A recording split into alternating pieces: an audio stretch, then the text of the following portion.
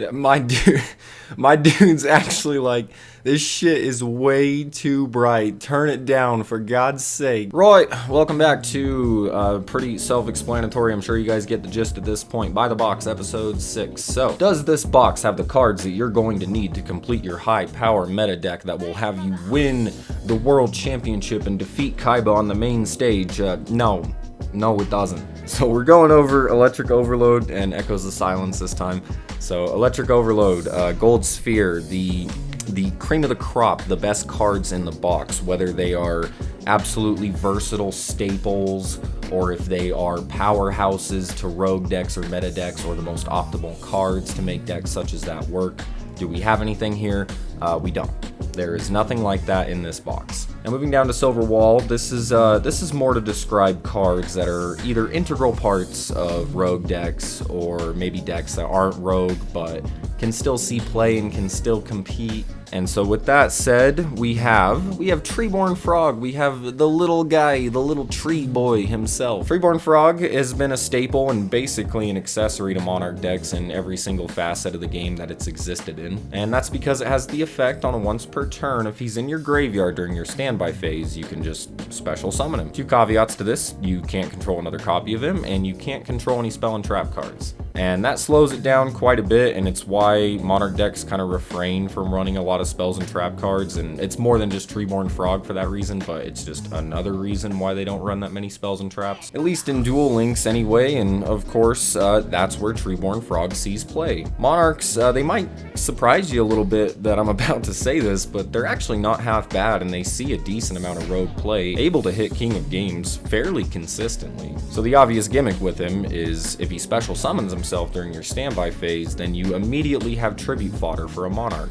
And a lot of the Monarchs have really good effects when they're tribute summoned, like Ryza and Caius and Mobius. And like I said, this is basically solely where it sees play, sometimes along some frog brethren like Swap Frog or Rodentoden. These decks also make use of Dark Dusk Spirit or cards that just have really good effects when they're tribute summoned. And unfortunately, if that's the deck you're trying to build, you kind of have to go through this box because Treeborn Frog does not have a reprint yet. But the nice thing about this is these Monarch decks typically only run one copy, sometimes two, of Treeborn Frog, and it's mainly just because of its effect that you can't control another one. And another thing that's funny about this card is it didn't used to be a once per turn. That was actually an errata that they did because they figured eventually that would be abused, and yeah, probably, so it was definitely a good thing they did that. But he's a good card, a debatably integral part of a competent rogue deck, so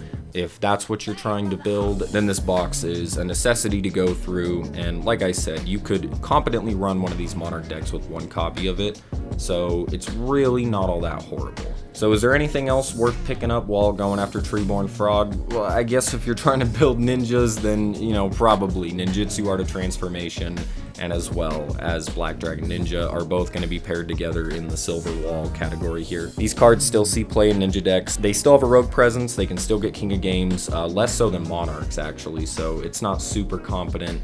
However, when Hanzo came out and then Ninjutsu Art of Super Transformation came out, ninjas were actually a very competent deck for a while, and they used both of these cards to a T, with Black Dragon Ninja actually being a target for Ninjutsu Art of Transformation. It's a pretty fun combo deck that kind of catches a lot of players off guard, so once again, if that's what you're trying to build, then, you know, maybe you could build a Monarch deck at the same time. However, unlike Treeborn Frog, both of these cards do have reprints. They were reprinted in Selection Box Volume 1. So if you have the capabilities and if you need to go through the Selection Box Volume 1, which is very obviously better than this box, then I suppose that would be the better way of doing it. But another thing, like Treeborn Frog, is both of these cards are typically only run at one copy in ninja decks. And of course, Black Dragon Ninja is only a rare, so he's not super hard to obtain. But basically that's just to say if you wanted to build a ninja deck and a Monarch deck at the same time, you would just need to go through this box once. And honestly, that is all it would ever really be good for. So then moving down to Bronze Weapon, these are cards that either have potential or could fit their way into a, I don't know, some kind of niche, gimmick deck, or a deck that couldn't function without it, but the deck's power level itself isn't all that good, or a very non-integral part of a rogue deck, or a tech option in a rogue deck, things like that. And the only one I really have is Judgment of Thunder. This card isn't half bad. When a Thunder type monster is summoned, you can just destroy a card your opponent controls.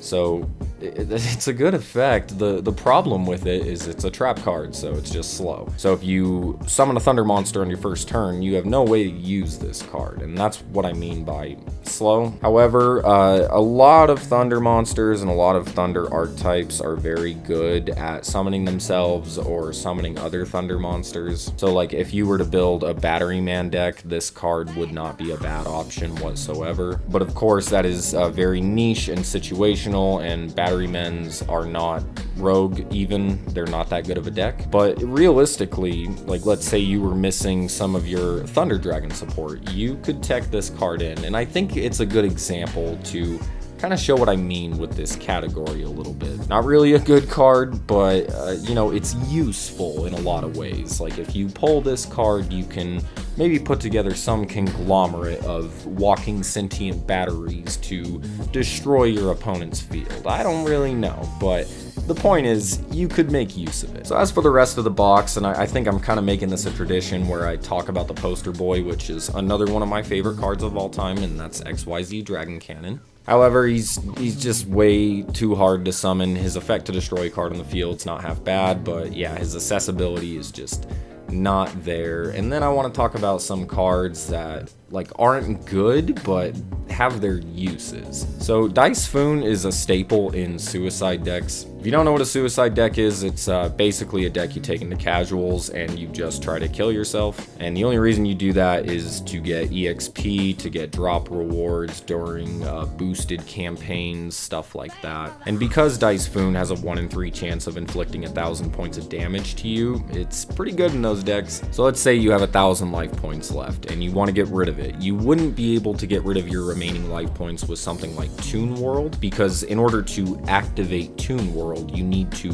pay 1,000 life points, which you are incapable of doing. However, Dice Foon doesn't have a cost, it's the effect to inflict 1,000 points of damage. So if you had 1,000 points left when you use this card and you rolled a 1 or a 6, then you would lose. So yes, this card is really good for killing yourself.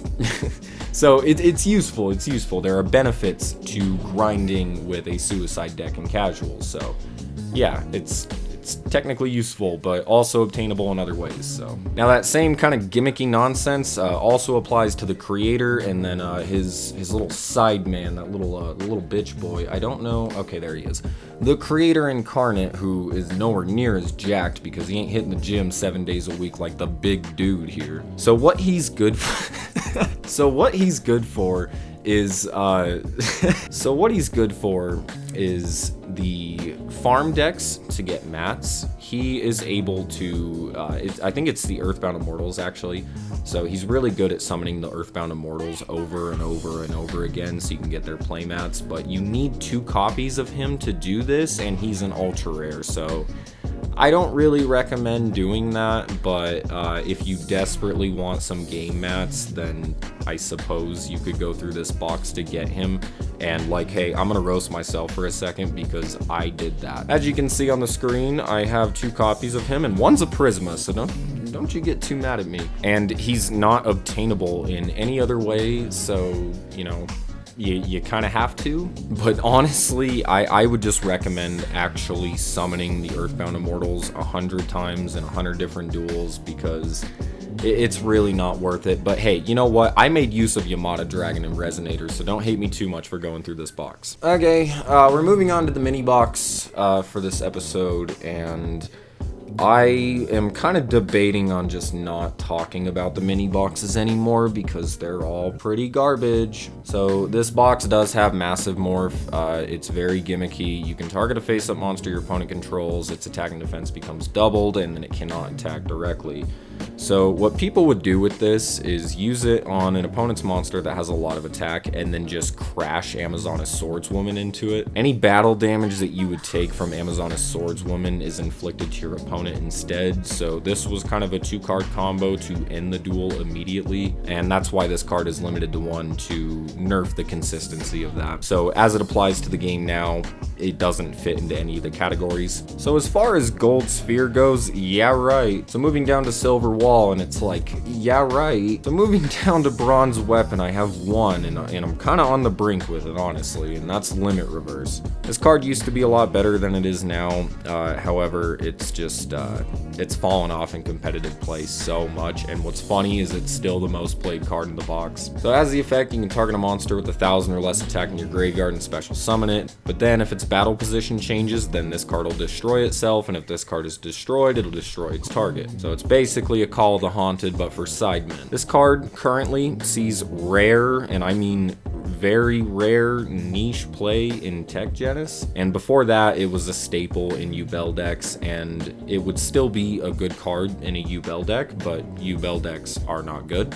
So it's just kind of a necessary card for a Gimmick deck. So I mean, it's simple, and what it applies to I think is pretty self-explanatory, and of course it's a trap card, so it's very slow. Summoning monsters from the graveyard is good, but it just has so many things working against it. So, and then, you know, like, I can talk about the Silent Magicians because they do have support that makes these cards better. Like, the regular Silent Magician can bring level 8 out straight from the deck, which is nice, but, and then Emergency Provisions, the drug of choice.